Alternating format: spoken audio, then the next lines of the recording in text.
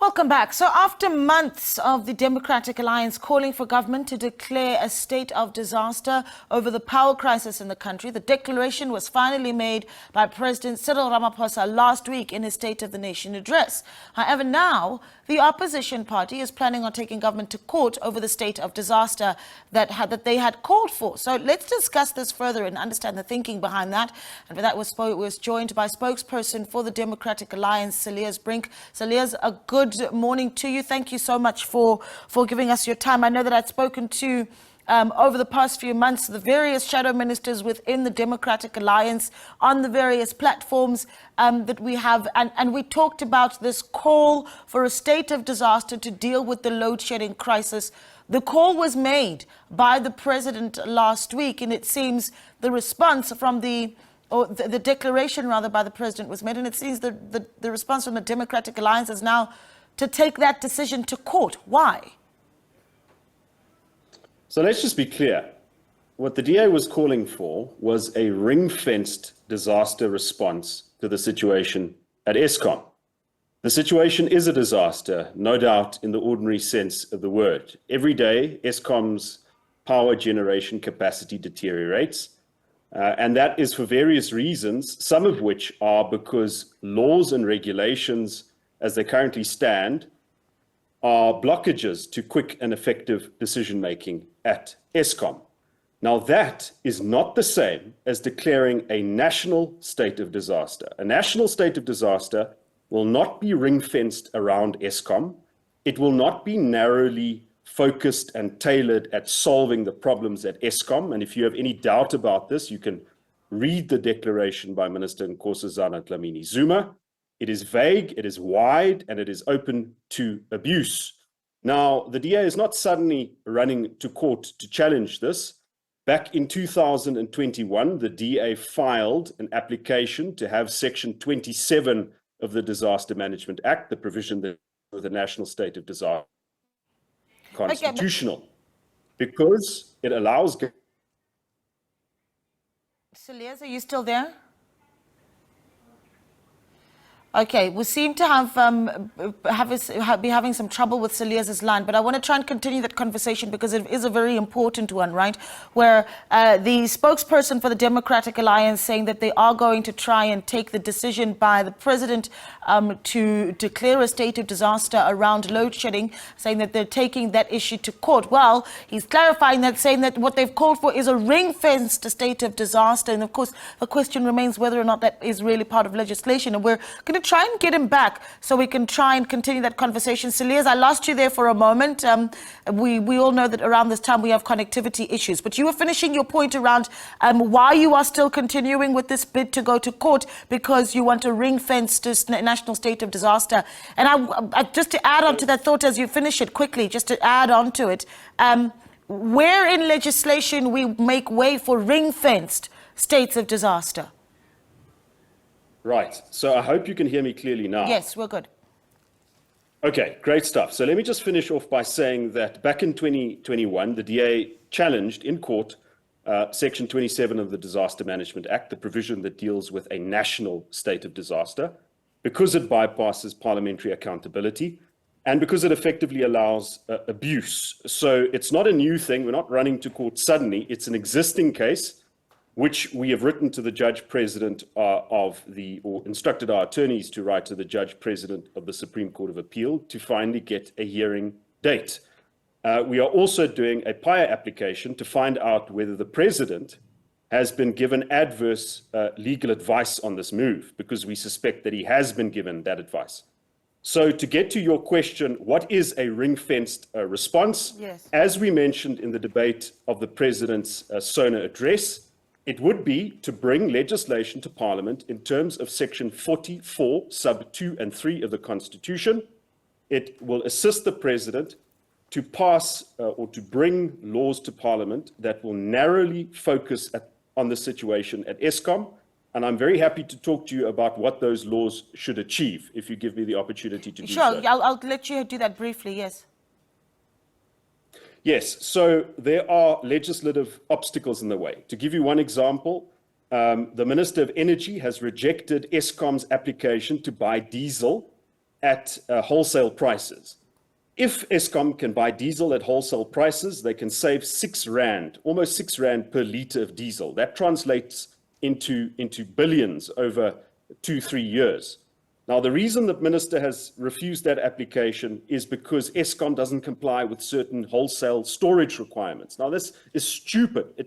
It cannot possibly be that this regulation be allowed to stand while this country is, in effect, in an electricity crisis. So the president can bring a bill to Parliament to lawfully abridge that requirement so that Eskom can buy their diesel, to abridge requirements that make it very difficult for Eskom to bring new power online, to abridge requirements relating to local procurement, preferential procurement. So there are a number of laws, but the solution to this is to focus on those obstacles instead of giving government a blank check. So let me ask you this, because as soon as the news came out that the DA wanted to take this declaration to court, right, you cannot be surprised by the narrative that then starts to take place that, well, is the opposition party's position just to oppose? Why not take this discussion further then with government instead of taking it all the way back to court to challenge a decision which is closer to what you as a party have called for months? So again, to be clear, we called for a ring-fenced approach focused on Eskom. A national state of disaster is not limited to Eskom. Our opposition to the use of a national state of disaster under this existing law is a matter of record. But of course, we are willing to speak to government, and that's exactly what we did in our reply to the President's State of the Nation address.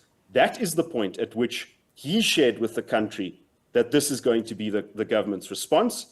And in the debate where John Steenhuisen spoke and I spoke, we said to the president, use Section 44. Forget about a national state of disaster. It's not narrowly focused on solving the problem. Look at the issues that you can focus on.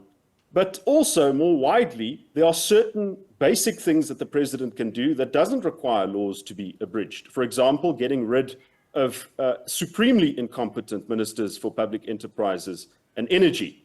And we look forward to the substance of the president's response, but also follow-ups to this discussion. We're more than willing to sit with the president and discuss this. What's the next step then for the party, for the Democratic Alliance? We filed an application, a prior application, to get access to the legal advice that the president received, because we need to know, was the president advised that a national state of disaster in these circumstances would not be a law. Oh, I'm really trying to hold on there, but that line giving us some trouble. Cilliers, are you still there? The president did no legal advice. The president, oh goodness, I'm here. Okay, okay, that line, but I think you did make that point around the prior application a little bit earlier on. I need to bring this in because while I understand that you're a national spokesperson and you really can't speak to what happens at government level, there is something to be said about the state of coalitions in some of our metros and in some of our areas in the country. It's a big discussion in the country, not just in Tshwane, but in Johannesburg, Ekurhuleni, and the list goes on and on and on. What are those conversations looking like within the Democratic Alliance about how you start to stabilize the metros? So, as I mentioned, I can't talk about specifics about what's happening in Tshwane and so forth. That's why our provincial leader in Gauteng, Solly Msimanga, is available to talk about those details. But I can tell you that, of course, voters do not vote for coalitions. I mean, there's no coalition option on the ballot paper. Coalitions is something that you put together when no party has a majority. And what we try to do as the Democratic Alliance is to build coalitions based on parties that broadly share our values, but also coalitions that actually have a majority in the municipal council, if we're talking local government. Because without a 50% plus one majority, even if you have unity of purpose within your coalition, you can't pass a budget, you can't appoint a municipal manager, you can't get a loan to fund your capital projects. And that's unfortunately what happened in Johannesburg and what is happening in Ekurhuleni. The city of Tshwane is an exception in the sense that the coalition there does have a 50% plus one majority, and why it's so very important to make a success of that. Just a comment on coalitions in general. it's important, as I mentioned before, it's voters that determine whether there will be coalitions, not the parties. The parties would like to govern by themselves. The DA wants to govern by ourselves. The ANC probably does the same. But coalitions are formed when we can't, when there isn't enough votes. So voters must realize that splitting the vote amongst smaller parties does create this sort of situation. The DA has also proposed a set of reforms in Parliament, including introducing a threshold of representation. So if your party can't get even 1% of the vote in Parliament or a legislative or a municipal council, it really shouldn't be a kingmaker. It shouldn't have a decisive role. So that those and other reforms have been brought to Parliament, and we hope that they will be considered by all of the other parties represented there, including the ANC. All right. Cilliers, we really appreciate your time. Thank you so much for speaking to us. Cilliers Brink, of course, a spokesperson for the Democratic Alliance.